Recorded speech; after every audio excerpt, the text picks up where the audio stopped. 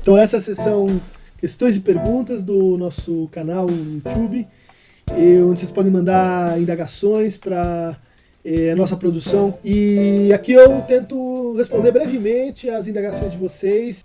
A pergunta é: autismo e esquizofrenia são de nascença? Não estou entendendo que a pergunta é sobre o caráter genético desses dois transtornos, né?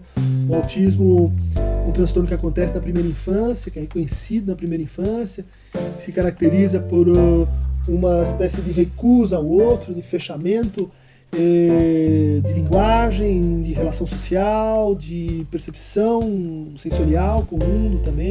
E a esquizofrenia, que é um quadro que se desencadeia frequentemente no final da adolescência, mas também às vezes no começo da idade adulta, e que está caracterizado por também um fechamento pela presença de delírios, de alucinações, de ideias intrusivas e de um certo recuo do sujeito em relação ao mundo.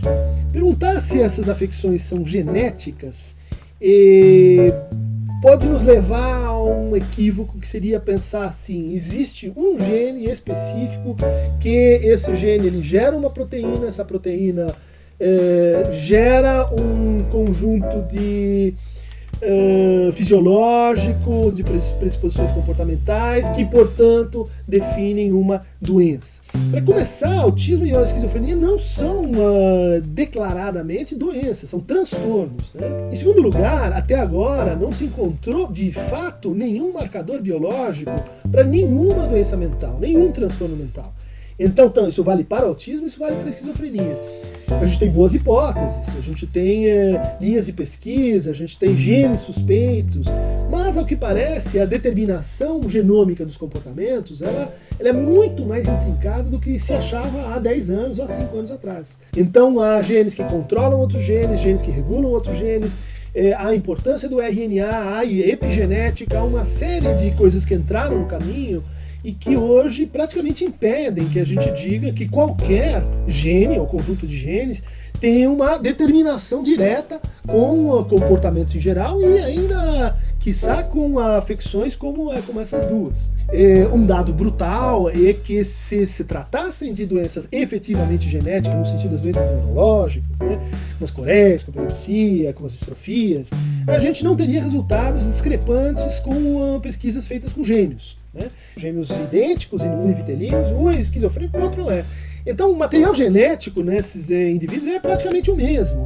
Se existisse essa cadeia assim, bionívoca que liga o gene com o comportamento, a gente não teria discrepâncias aí que chegam à ordem de 40% ou mais em cada uma desses transtornos.